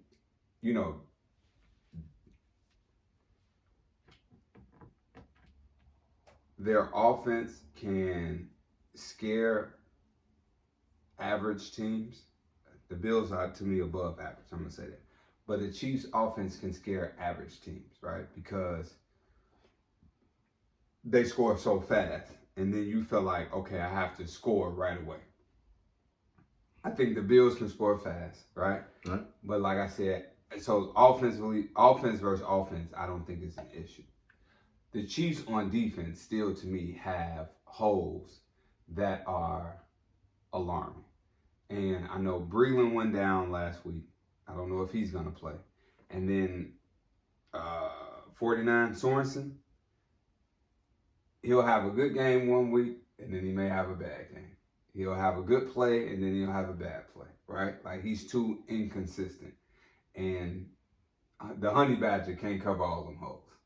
You know, Chris Jones is Chris Jones, but to me, Chris Jones isn't jumping off the page like he was last year or the year before. So I just feel like the Bills defensively is better than what the Chiefs can be. I think it's going to be a shootout. I really do. But I just think the Bills will get one turnover and one key stop. That's my why. I think in a game in which we were talking about for the first segment, Bucks, Packers, where you got two experienced quarterbacks. Obviously, Brady's been there a lot more than Rodgers, but Rodgers has been there, right, in these games. I feel like it's the opposite now, right? You got Mahomes, who has been there for the last 3 years, and this is Allen's first time. This is his first time. This is first rodeo. And another thing, because I just had to check right now, because in my mind, I watched the first two games, and I'm like, man, I don't think he's made any mistakes. He hasn't. He's played mistake-free football the first two games. I think he's due to start making mistakes. I think he throws an interception, maybe two, maybe trying to force some things, right? Because we talked about uncharacteristic, having to try to keep up with the Chiefs if they make a big play or two. Now you feel like you have to take a big play. And I know we talked about how Brady takes a lot of shots. If you watch the Bills play, they take shots, baby. He will take numerous shots on the same drive. Yeah. He will take 2-3 shots on the same drive. And we talked about the Honey Badger, right? We talked about him back there making up for some mistakes. I got a feeling Josh Allen is going to make some mistakes, and the Chiefs will be able to take advantage. And then once again, they open. They open, y'all. They open. Stadium gonna be rocking. First time there, right? First time quarterback. It's gonna feel like a playoff game. Yeah. This is gonna feel like an AFC championship game. It's not gonna feel like a COVID-19 game. Week 6. Fake crowd noise going up and down. No, this is gonna be a real crowd. They're gonna be amped from pregame to the last kneel down of the game. Like, they're gonna be amped. I got a feeling his inexperience will show. He will make a couple mistakes, somewhat kind of like how Mahomes did his first rodeo, right? He made a couple mistakes. Did he play great? Yes. But he made 1 or 2 mistakes in that game that, I mean, looking at hindsight, could have cost him, right? I think that's what Josh Allen is going to do. I think he's going to play great, but make a couple mistakes. And I think Mahomes, been there before, been there, done that, will play near mistake-free football. It's never a guarantee Mahomes is going to play mistake-free football because they take a lot of shots. And they run a lot of trick plays. And if he short arms one, it can get intercepted easily. But I think he will make more plays than Josh Allen will, and I think he'll make more mistakes. And I'm going to say it. Take the Chiefs and take the points. I think they win. I think they win by more than. I think they win by a touchdown. They win by a touchdown a little bit more. One stat I'm gonna be looking for, man. the Bills, to me, in order for them to win this game, they have to be able to run the ball effectively. Mm-hmm. You have to be able to, whether that's Singletary has to have a good game and mixing that up as well with Josh Allen, right? But if they're not able to run the ball effectively and they just think they're going to beat the Chiefs just taking shots downfield, to me, it's just not going to work. So that's the stat that I'm looking for. If the running game, if they're effective at that, I think it'll be close. But if they're not able to run the ball effectively and they just think they're going to come out and outsling the Chiefs, I'm with 5. Take the points. Okay? Take the points. They ran the ball 9 times last game. Yeah. So, versus a team who is pretty damn good versus the run in the Ravens. So, I can't see them going away from that. I think they're going to continue to sling it and pray for the best. Right. Man. So if we'll get so if the Bucks, and me personally, I would like to see this will be the first time the hosting Super Bowl team is actually playing in the Super Bowl, right? Mm-hmm. If the Bucks win, I would absolutely love to see Brady versus Mahomes in the Super Bowl. Time out. You hear me? Brady versus Mahomes. With your crib. Brady versus Mahomes. You picking the Bucks too, ain't you? This will be the first time I get to cheer against y'all. Yeah, we need You don't that. have a Bucks jersey on? We need that action. Huh? No. Oh, okay. Just making sure. You don't want a Bucks jersey? No. You don't want a 12? I got enough 12s. It'll be 12 red, though. It's definitely going to be red. I got red. Huh? I got a 12 red. The Patriots one? Yeah. Yeah. Sure it's Okay. We blood gotta get the red. Bucks one though, man. Yeah, Bucks. If they would have won a championship, Belichick not gonna get a ring this time. It's okay. Yeah, man. Come on. We're going to buy you one. We're going to buy you one. So, before we switch gears to NBA, remember we spoke on it in one of our earlier podcasts about, how bad do Belichick and Brady need each other. Let's revisit that conversation real quick because Tom Brady is on the guns of another Super Bowl. Like switching conferences, switching like everything. Yeah, but I think, okay, so a couple of things that we've all talked about and A. Will has made effortlessly clear is that the Patriots don't have the talent, right? Tom gets on a team with 2 good wide receivers, right? Calls a couple of his old buddies up. Hey, Gronk, I need you to stop wrestling. I need you to get in shape. I need you to go ahead and come. Hey, Antonio, I need you to stop doing crazy stuff. I need you to put down the weed. The weed? Yep. It was I strong don't know what he was on, but sugar. Whatever he was on it. I need you to put that down. Yeah. Right? I need you to get in shape. All right, and I need you to come on along. Oh, y'all don't want Fournette? Okay, hey coach, we need to pick him up too. Like the Bucks have done a great job of putting talent around him. I don't know if they ever get where they're at today without Brown, Gronk, Fournette. Like those are 3 key guys in the 2 playoff games that they've had, and it's shown. I mean, it really is shown. And the Patriots. Don't forget about Ndamukong Suh. Yep, Ndamukong Suh. Like they went out and beat He up the was defense. there last year. But they re-signed him. Yeah. They went ahead and beat up the defense. Like they knew they needed some defense. They couldn't just be out there trying to just outscore everybody every game. Like they did a good job of putting talent around him, where the Patriots tried to just rebuild as is, and then they ended up losing guys because they just didn't want to just play. They didn't want to play because of the season and the virus and all the other stuff. So, can we judge Belichick fairly? No. Can we judge Tom fairly? Yes, because they did do a good job of putting talent around him, making sure that he's good, and making sure that they give him the best possible chance to get where he's at today. So, kudos to the GM management of Tampa, and then the Patriots just caught some bad bounces. All right, so let's switch gears. Let's go to NBA. James Harden finally got his wish. He's in Brooklyn. blockbuster trade. Man, there was so much going on with that trade. Brooklyn gave up the house and the future. Teams involved in the trade. Correct me if I'm wrong. We had Houston. Mm-hmm. We had Brooklyn. Mm-hmm. We had the Cleveland Cavaliers. Mm-hmm. And we had the Indiana Pacers. Correct? Correct. Oladipo has taken his talents to Houston. Karis LeVert, who was traded, he was traded to Houston first, right? To Houston first. Then he gets traded to the Pacers, and now come to find out he has a mass On His his kid. kid. on his kidney. Mm-hmm. So he's out. He's out. What they say, rest of the year, indefinitely. Yeah, definitely. He's gotta out. get surgery. And then you had Harden. Of course, he's going to Brooklyn. You had, who else do we have in this trade?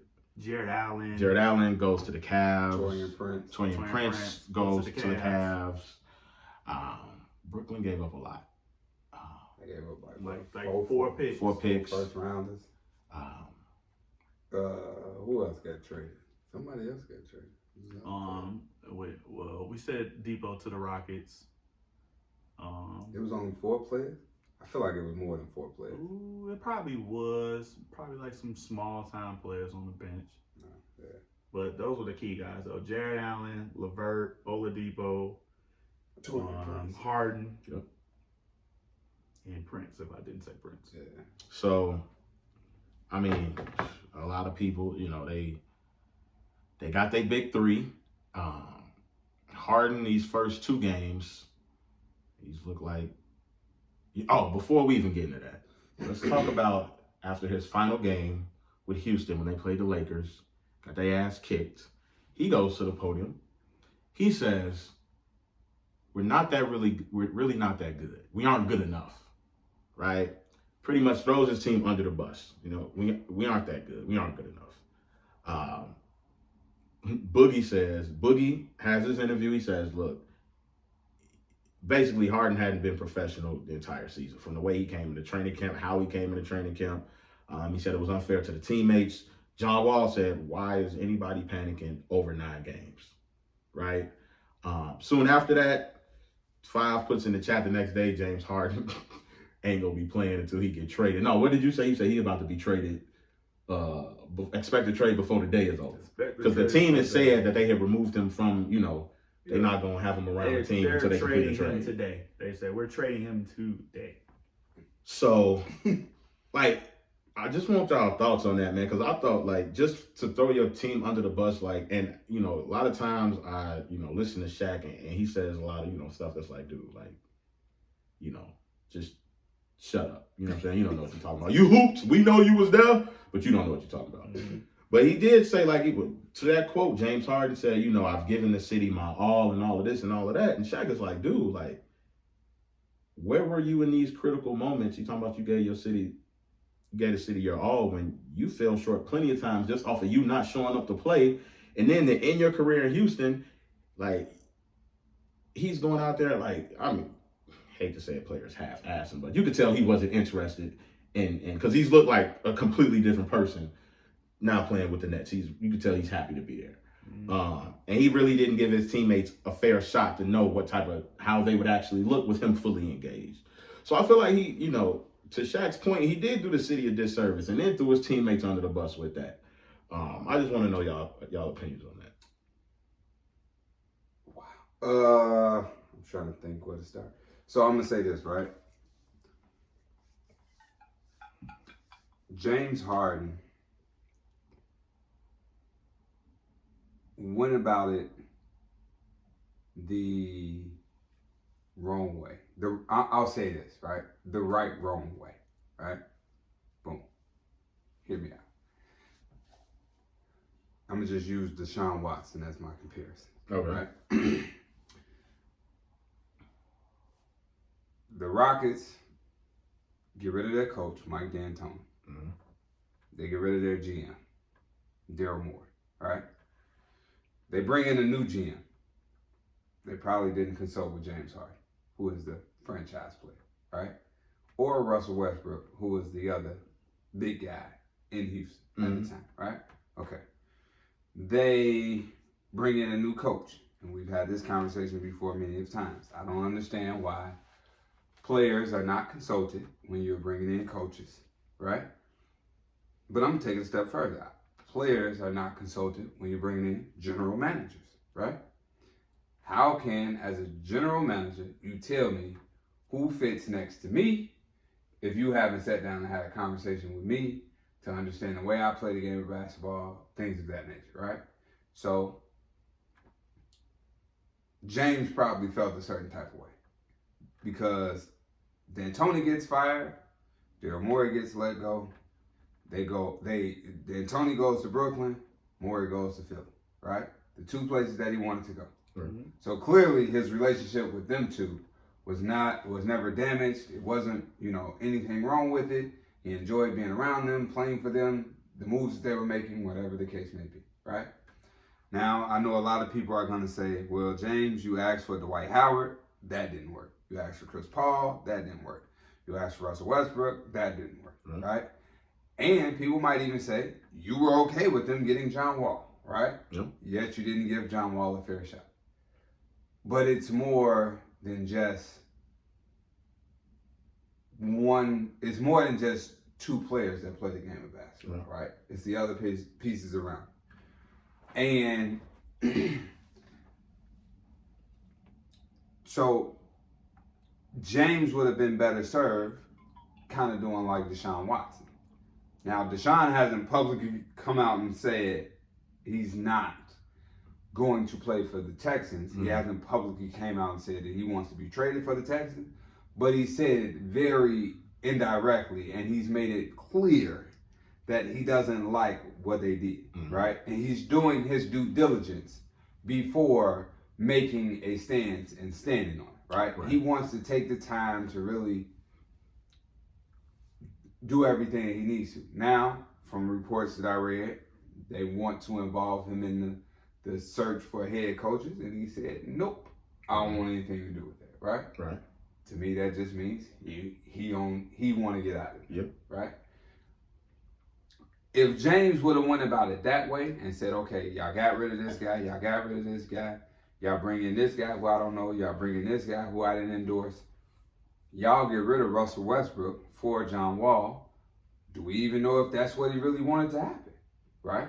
Like, James hasn't said anything about any of those three moves that were made this offseason, right?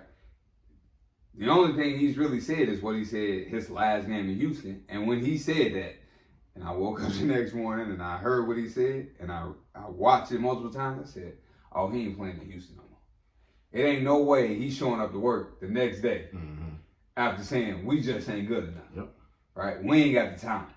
Like, and I think, the coach said that it was best for James not to come to practice. Basically, the coach said if James would have walked in, it would have been some furniture moving. Smoke. So he put the team in the situation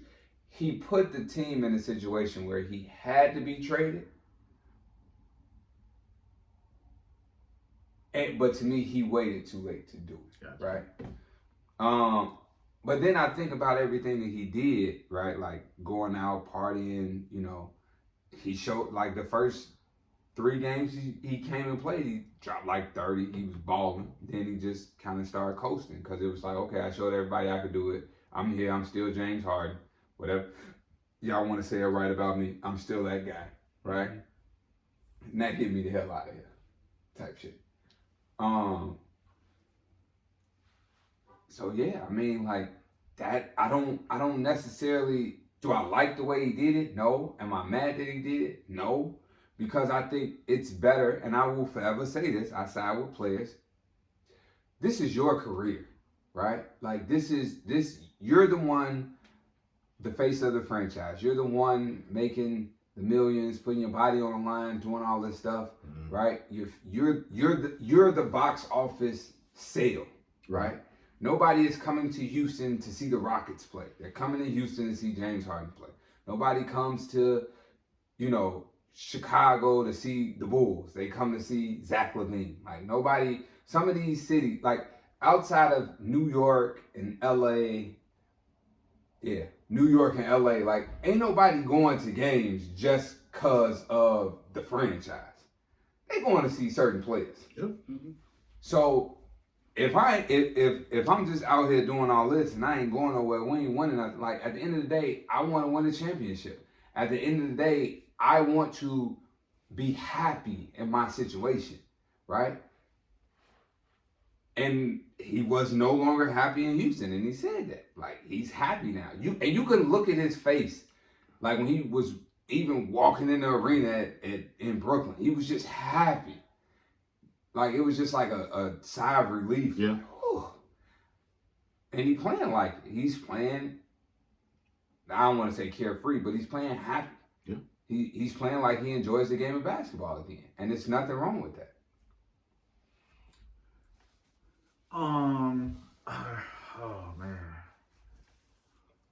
All right, so you're probably not gonna agree with what I'm about to say, or like what I'm about to say, but Who, us or James Harden? YouTube, the viewers, Nets fans, they have 3 guys who refuse to buy into team basketball. Yep, I agree with that. They have, I mean, and let's take a look at this. Let's literally take a look at this, right? So James Harden plays in the system, right? He plays with McHale. He played in the McHale system. That's where he first started when he got to Houston. He played in what's the coach's name? The other black coach's name that was there after McHale. I forget his name. Oh man, he's been in the league a long time. I forget his name. So he played with Bickerstaff. He played with Bickerstaff, right? They hired D'Antoni. Right. They run this style of offense, right, where they just put the ball in his hand and they let him do him. Mm-hmm. They let him do him, right? Mm-hmm. He gets all freedom, right? He can do whatever he pretty much desires on the court, within some type of limited range. But for the most part, he's got a green light. Right. Yes. This is his dissatisfaction with the franchise was all about the style of basketball, right? You get a new coach, get a new GM, right? They're not going to want to play that, shoot a lot of threes, put the ball in my hands. Like, they were already starting to talk about, hey, we want to run more motion. We want to help get the ball out of James Harden's hands. We want to move the ball a little bit, get more ball player movement. He immediately heard that and said, I don't want to play in that. I don't want to play in that. I don't want to play in that system. That's not how I want to play basketball. Let's rewind to some other players on the team. Mm-hmm. Kyrie Irving, right? Playing in Brad Stevens' system, which is all about ball movement, limited one-on-one. They do run some one-on-one ISO, but it's really about player movement, getting everybody involved in the system. Not ISO heavy at all. Not ISO heavy, right? What happens is 2 years at the end of that reign. Let me get out of here. This is not the basketball I want to play. Kevin Durant, all right, who is on record. All right, he is on record. He playing one of the best teams you've ever seen in your entire life. If you watch basketball, at any point in your lifetime, if you watch basketball, one of the best ball movement teams you will ever see. He is on record with saying, we don't play enough ISO basketball. We don't run enough ISOs, right? What does he do, right? What does he do? Let me get out of here.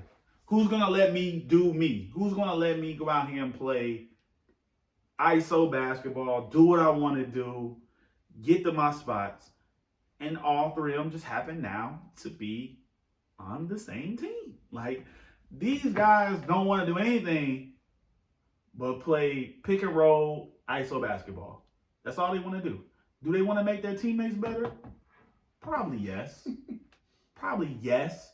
But at the same time, they want the ball. They want the ball. And that's why so many people keep asking themselves, like, how is Steve Nash going to do this? Yes, Go ahead, answer that question, because that's going to be my next question. I know you're finna get into it.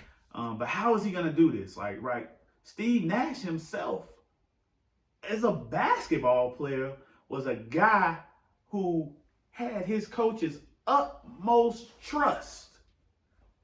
At every single second, every single minute of the game, that ball would be in his hands, right?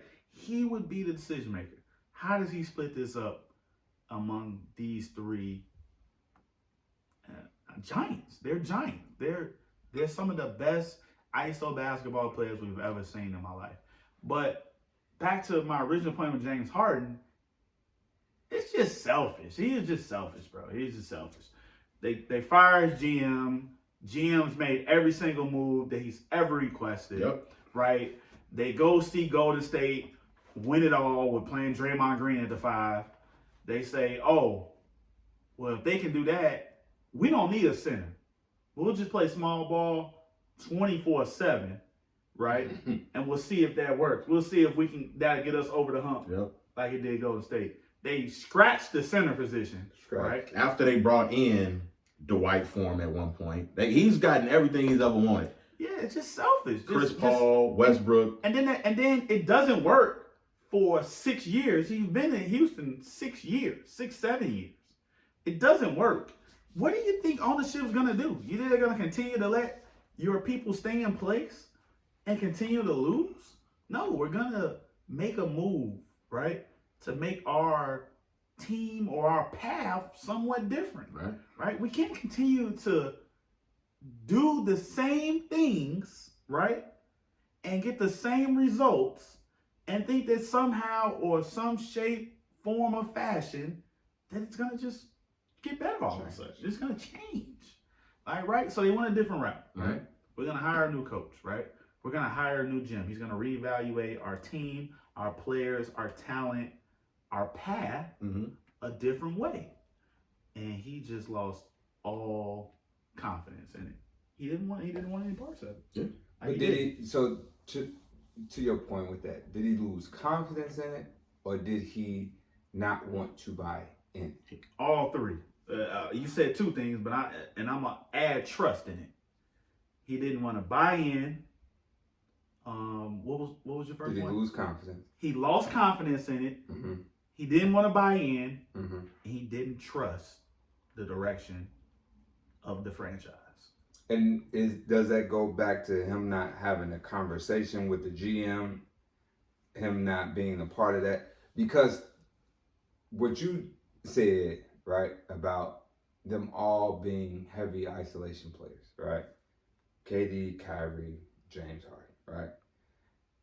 But to me, it's another part of that I think is being left out by everybody is all of them view themselves as the alpha player, right? Who's going to be the beta? We actually talked about this a little bit earlier. Yeah. Me and him talked about this a little bit earlier. Who's gonna be comfortable? Like who's gonna think of, so let's think about probably the latest big three that was put together, right? LeBron, D Wade, and Chris Bosh, right? That three was put together, and as of recent, right, they've begin to talk about how that three came together, right? How, Bron and D Wade was talking, they wanted to play with each other, so on and so forth, blah, blah, blah, blah, blah, right? And they knew at that point that they needed a guy. They needed another guy, right? And they were thinking about who that guy could be, and they said Amari, but they said he's too dominant like them. He's too much of an alpha like them. They said they neagain another guy who's selfless. So yeah. And they found the perfect guy, right? They say Bosh and they said, but again, it took two alphas, right, to be able to have a conversation and say, okay, yes, we understand we need another guy, but that other guy can't be an alpha like us, right? Yeah. He has to be selfless. He has to be willing to take a back role. He has to be willing to do the, the small dirty things, maybe not get the credit, be the scapegoat, whatever, right? I don't know how the conversation fully went, but they knew they did need another alpha, right? But then they get together their first year, right? Boom. They get to the finals. Boom. They lose in 6. Boom. D-Wade says they go on vacation. Him and Bron go on vacation. And on that vacation, he tells Bron, and D-Wade says this is the hardest thing he ever had to do in his life, right? He had to take the back seat to somebody. And D-Wade said he had to understand this is still my city, this is still my team, this is still everything. But in order for us to win, this guy has to understand that he's the best player on the team, and we only gonna get as far as he goes, right? So he took the back seat. Boom. So Bron was 1, Wade was 2, Bosh was 3. They knew that. It took them a year, right, to get that order together. Who gonna and now we haven't heard anything from Kyrie, right? Since the traders went down, we haven't heard anything. We barely heard something from James. We barely heard anything from Kyrie. I mean, from Katie. But first off, who's gonna be the selfless guy, right? Who's gonna be the Bosh? That's the question. It's just rhetorical. But when you think about it, who's gonna be the Bosh? We can talk about it too. Not who's going, because honestly, to be honest with you, I don't know who it's gonna be, because Bosh played a role that was so vital to the Heat that a lot of people won't give him credit for, right? Like, he had to be. Bosh was a 20-10 guy in Toronto. That man went from 20-10 to maybe like 16-8. Come on, 15-8, 15-7. The numbers went down. His numbers went down. Each year, just about. Yeah. I mean, because he played a role. He played his role. Who's Kevin Love? I'm like Kevin Love. Yep. Just like him. But who's going to be that guy, right? Then, and to your point with Kevin Love, Kyrie has already played with another alpha and struggled with that, right? And LeBron wanted him to be the guy. LeBron has said that numerous of times, on multiple occasions. I came here to play with this guy to show him everything that I knew, so he could one day be the MVP, and this could be his team, and he could have it. And you couldn't even wait at that point. So to me, Kyrie can't be the Chris Bosh, and Kyrie ain't gonna be the D-Wade. Not saying that he shouldn't be, but what I'm saying is, to me, his mentality, and I love Kyrie, right? But to me, his mentality is he's the guy, right? He is the guy, right? KD, to me, can be that Dwayne Wade, right? Because he went and played with Golden State, right? He went and played alongside he's played alongside Westbrook. He's played alongside Curry, right? He's been the guy. He's been, the second guy. He's been the guy that had to fit into another person's system and city and things. So, to me, he can slide into that Wade role. Can Harden be Chris Bosh? I'll let you go first. I just think I talked about this. So, I think it's a different dynamic with Brooklyn, because in Miami with LeBron, Wade, and Bosh, like Bosh was a power forward, right? Like Kevin Durant's a 7-foot guard. Yes. You know what I mean? All of these guys, like Bosh didn't have to worry about handling the basketball.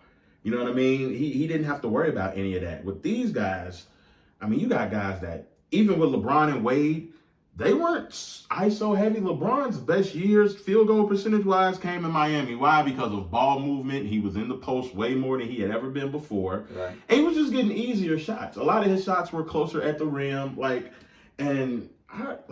don't know what, we talk about it all the time. We don't see an in-between game from James Harden like that, right? So we know Kyrie has an in-between game, but he did not come to Brooklyn to be, as Kendrick Perkins said, not Batman, not Robin, but Alfred, right? He did not come there for that.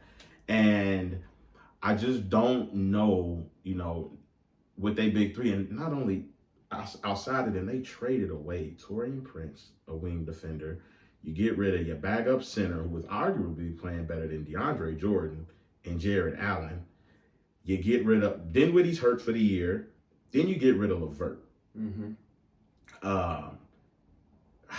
I mean, like, who? Like, I just don't know. I mean, we all know they got the star power on offense, but even with the offense, man, I don't know how you can make all of them happy. I know KD's the most selfless one to me out of those three guys. Yeah, but KD is. But he's the best one out of it. I think to me, everything needs to run through him. Like Wade had to take a back seat, but see, Wade took a back seat because that had been his team for so long. This is a whole new thing in Brooklyn. None of these. Kyrie has been there, what, how many years? Has it really been his team for that long? Who? Wade? 7 years? That's a long time. That's a long time. I don't know if it was even. Shaq gave him the keys when he got there. That was 06. So Wade got drafted in 03. 05. Shaq got there 05. in They won They that. got Yeah. because they won So he the had been finals in 04. So No, he they got won the finals in 06. No. The Lakers went to the finals in 04. They lost to the Right. Pistons. He left that He left that offseason. summer. Yeah. So 04, 05, 05, yeah. and then 05, 06. They won it the second year Shaq was there. Yeah, so he told him, he said, man, this is your Shaq team. gave him the keys the second year. Yeah, but because since- they lost that But first since year. then, like, it's been his team. Like, you look at Kyrie, Harden, and KD. Kyrie's been there, what? This is his Second year. second year. KD was hurt last year. This is all new. They are building a culture right now in Brooklyn.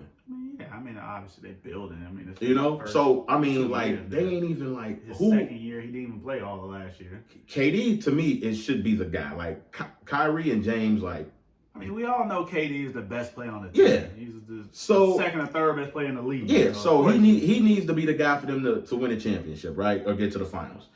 Now, the thing is with Kyrie and Harden, because I just don't know, man. I just don't know how it's gonna work because somebody gotta stand in the corner. And somebody gonna be mad that they standing in the corner. Here's what I said, and I'm gonna say it again because I said it to Ray earlier. I think it will be Harden, and here's why I think it would be Harden. Harden will be the Bosh. Harden will be the Bosh. Okay. Harden really wants to pass the ball. He doesn't have a problem passing it. Okay. Does he want to get shots up? Yes. But does he also want to go out there and get 10 assists? Absolutely. He would love to see himself in double figure assists. And he's had double figure assists in both of the first two games that they've played. I think Kyrie will be the weight. I think Kyrie sees something special in Kevin Durant that and I'm not saying he didn't see it in LeBron, but he respects it. Yeah, he's on record as saying that. Like this guy make the same shots I can look make. down and like you can see a guy that can Oh, take like- over a game just like I can. Yeah, so I think, and I think their issue is going to be holding themselves accountable. And this is what I haven't seen from the Nets at all this year, right? When shit get tough, Yeah. I ain't seen nobody get on a guy, right?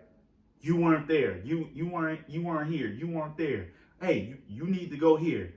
Every time I see when shit get a little rocky, I see some quiet little talking and some kind of eggshell walking, and I feel like they're scared of confrontation, right? When shit get haywire, Right. somebody got to hold somebody accountable.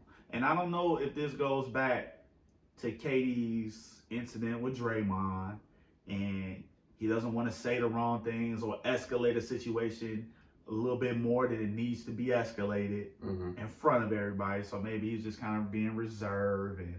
But I felt like when he was even his last years with the Thunder, like when shit got wrong, they were talking about it. You could physically see it on the court, and you need that.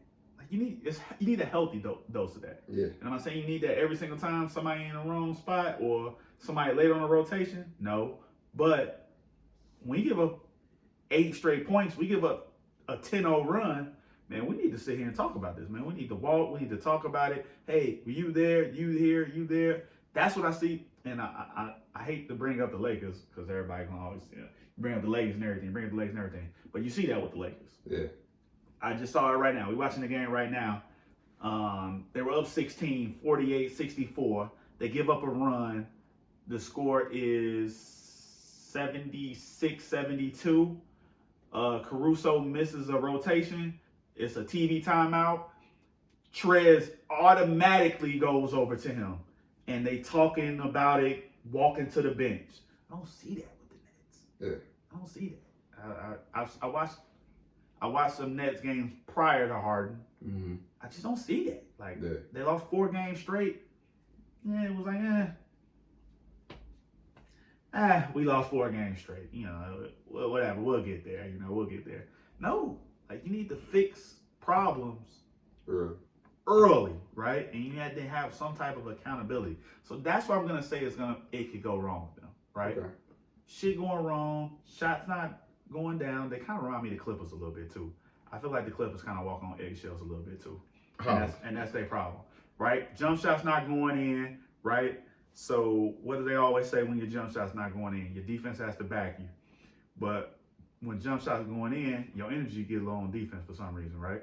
Nobody wants to get hyped up. Nobody wants to get locked in on the defensive end, right? So now defensive assignments start lagging. Yep. Start missing, switch, backdoor, help baseline, right? Coach calls a timeout. Everybody just walk back to the bench, and ain't nobody talking to each other. Yeah. That's a real team. A real team, you talk out your own problem. You don't need a coach to tell you everything that's going wrong on the floor. So, how far with this trade, we inking them. I had them as my preseason pick to get to the finals. Without that, you did, Darcy. I'd be damned if I go back on it now. But yeah, I think they still get there, but I think it's now more difficult to get there. And the reason I'm gonna say it's more difficult to get there now is because they don't have any depth. They don't have like, they were a different team with Dinwiddie. They were a different team when Dinwiddie was out, right?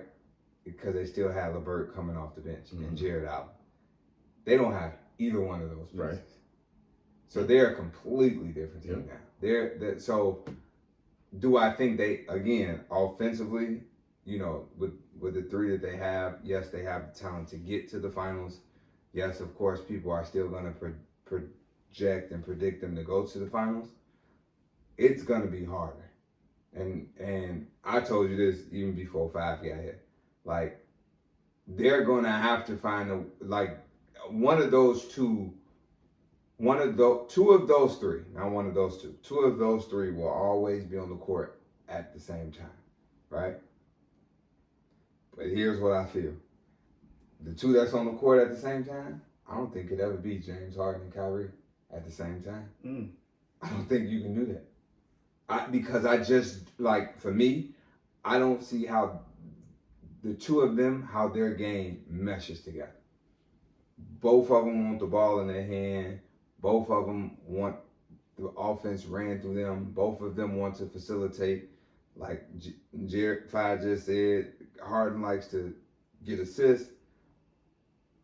To me, Kyrie likes to search for shots, right? So I don't know how those 2, Kyrie and Harden, I don't know how they go together. I have to see it. I have to watch it. If you asking me my opinion from seeing them in different systems, how they can come together and do it, I just don't see it. I don't.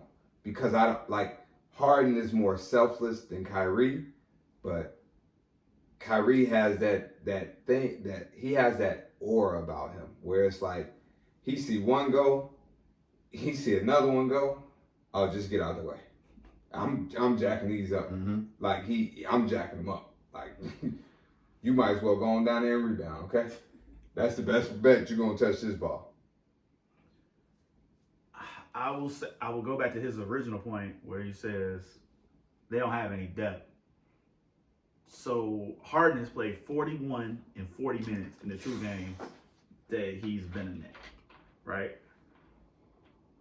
They're going to have to play those type of minutes to get to the championship and also win it. Yeah. Like, you're going to talk about, like, I'm talking about if they're going to get to a finals, right? They get to a finals. They're playing the Lakers. Say they're playing the Lakers come out of the West.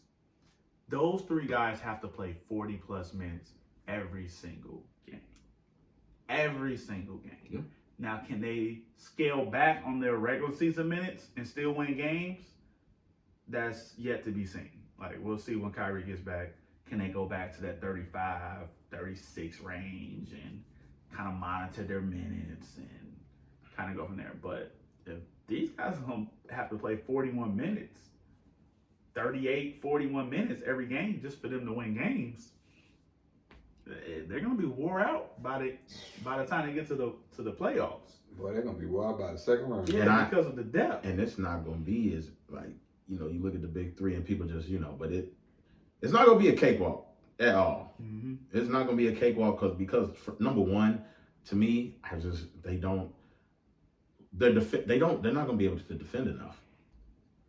Then you're also asking a guy like DeAndre Jordan at this point in his career with no backup center, which means they're probably going to be playing a lot of Jeff Green, KD. They'll get a backup center. They got time to get one. They still got another month until the deadline, and then they can pick guys up. Yeah, because DeAndre Jordan can't, like, he's not going to be able to. So. Yeah, but you just can't go, like, and to that point, you just can't go and get anybody. I agree. You like, and that's what I'm saying. Like, and the thing that's really hurting them right now is the fact that Kyrie is not there. He's not playing.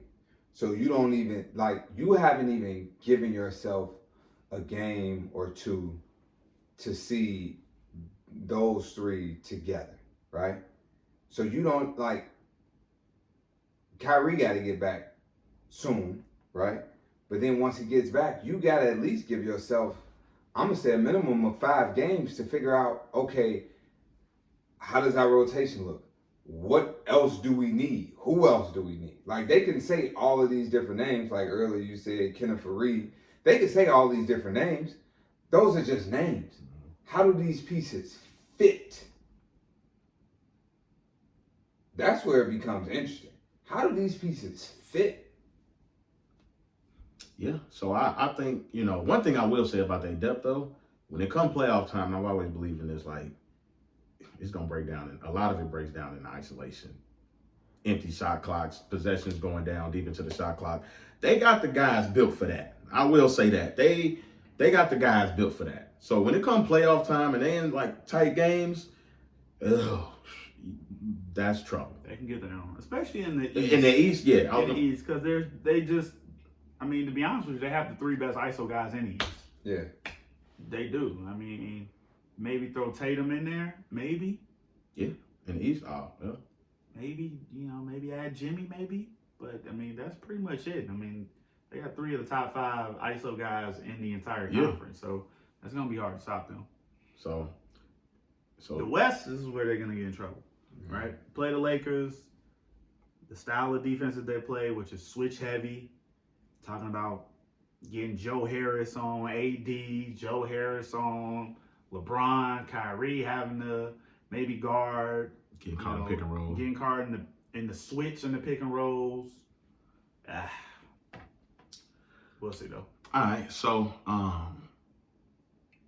you say you think they're going to the finals? It's going to be hard. Yeah, I mean, the East not that good this year. I'm trying to figure out a team that can, I think, will, like, really, really, really challenge them. But playoff in a 7-game series, even with them not being the best defensive team, and I told you this earlier, I don't think there's a lot of good defensive teams in the East anyway for it to be that bad. You know what I'm saying? Especially Milwaukee. Yeah, man, they just beat Milwaukee, and Kyrie didn't even play. Yeah, they got Connaughton guarding. The East is not that good this year. Yeah. The Celtics have taken a step back. Yeah, the Heat are having some COVID issues right now. So Celtics too. Full strength. 76ers have gotten better, but I don't know if they're there yet. It's just the Raptors have taken a step back. Yeah, they gonna make the damn. Yeah, I mean, step. It's just a step. I mean, I think they won today actually to beat the Mavericks, I believe. They did. The Raptors. Yeah, at home. Smashed them actually, 116-93. They've started to play. You watch the prices, bro? For what? The prices, right? With the Yodelay, who? You know, you guess too. Climbing up. They've started to play Boucher. Who should be 6th man of the year. They've started to play him. Who should be 6th man of the year. I don't know what it took, but they finally starting to play him and play him big minutes. Good. Good pick. You did your research. I should have put some money on it. He actually needs to be starting. Ain't no reason Aaron Baines needs to start. He only be playing like 5 minutes. He played 11 minutes today. He had 0 points, 1 rebound. Like, it's just no reason. 3 fouls. There's just no reason for him to play. Like, Boucher played 28 minutes. He had 21 and 10. dude, look at his last 3-4 games. 2 assists. Yeah, 3 blocks, 1 he steal. should be starting. It's so stupid. And these are great fantasy numbers, actually. Yeah, no, he got 50 money. fantasy. Yeah, he probably had like 50. He should be starting. He should be starting. And as soon as they've given him an uptick in minutes, what have the Raptors started to do? Win games. Well, they've won 3 in a row, actually. So, yeah, they need to keep. And they should have beat the Blazers. And they should have beat the Warriors, too. They should have won their last 6, actually. All right. So, with that being said, make sure y'all follow us on social media. Instagram at Goodf3llas Podcast. That's spelled with a 3 instead of an E. Like us on Facebook. We are on YouTube. Make sure you subscribe to the page. Follow our Twitter handle, Goodfellas87, SoundCloud, and we are on Apple Podcasts where they can do what they will. Subscribe, rate, and review. Facts. Gang. Come on, man. I was trying to switch it up for the 2021. Like Jamar. Nah. He switched like switched it up. champion song. He switched it again. It's his own song now. Yeah, you guys all. I told him I respect it, so I ain't come down on. You But I got his own did. song? He trying to pay himself. He trying to- you know, he trying to pay himself. okay. You know. When I first saw the switch, I said I hit him up again. I said, "Hey man, where's the yay?" He said, "Man, it's my song." Now I was like, "All right, I can respect that." Pay yourself. It was better than that Nicki. It was better than that Nicki. Oh, I got it. And another thing, man, I know we talking about the basketball, Kyrie, but hey, man, shout out to Kyrie for buying George Floyd's family a home, man. I don't want y'all thinking like, hey, yeah, I just hate Kyrie, and he's nah, man. Kyrie, man, he off the court, man. Kyrie he be doing some dope stuff, man. So shout out to him for that. Yeah, man. he got a lot of time off the court because he damn sure ain't on it. Tell you that. Touche. He ain't told no lie. 2-week vacation. And this game is Tied. unnecessarily close. And we're going to be wrapping this up. Anybody else have any shout outs? I got shout outs, man. Yeah, man, I got a shout out, man. Shout out my bro and my sister-in-law, Ryan and Roz. Bought me his dope hoodie for Christmas. Nice story is right there. A little Laker joint, you know what I'm saying? So shout out to them, and as always, shout out to my daughter, man. Just turned 7 months up. Warriors lead. She just turned 7 months old. About 10 days ago. So yeah, man, shout out to her. That She year did is big. definitely creeping up. Yeah, she starting to stand up now. Oh yeah, So, yeah, man. that's what's up. Shout out to my baby girl. Gotta get the gate. Y'all got the gate on the steps. No, not yet. Okay, not yet. What you waiting on? I'll start walking. We just put it in the playpen, man. She don't even get a chance to be on the ground like that. That's Warriors up 5. No, that's Oubre shooting. All right. I ain't got no shout outs, man. I ain't got no shout out. Not this week. Man, I don't. Make a shot. Oh, this is. He traveled? Okay, so I am going to shout out. I don't think I got nothing this week either. I ain't gonna lie to you. I have a dream. Shout out to Martin Luther King, man. Today we are celebrating Martin Luther King Day. Shout out to MLK for that, man. Shout out, man. You shouting out for what? To MLK Day, man. This was not in the dream, though. The Lakers to be up 16 and be losing right there. He right, and yeah. Shout out to him, man. He got his own, MLK. His birthday's actually on the 15th, but he celebrated on that Monday. Oh, travel. And He definitely travel. yeah, so it's getting heated. Oh man, with that being said, man, we're gonna be out of here, man. We're gonna finish watching the rest of this game. If y'all got anything y'all want us to talk about going into this new year, 2021, well, we're in the new year, but if y'all got something y'all want us to speak on, hit us up on our social media. And yeah, that is all I got, man. Oh yeah, and another shout out to my White Sox because they are on the come up with the moves that we just made. We'll talk about that a little later, but shout out to the White Sox. And And fuck the Yankees. And I just said that because that's your team, though. That's how we gonna end this show today. First show in 2021. So until you see us next time, love, live life, and we will holler at y'all later. Fuck the Yankees.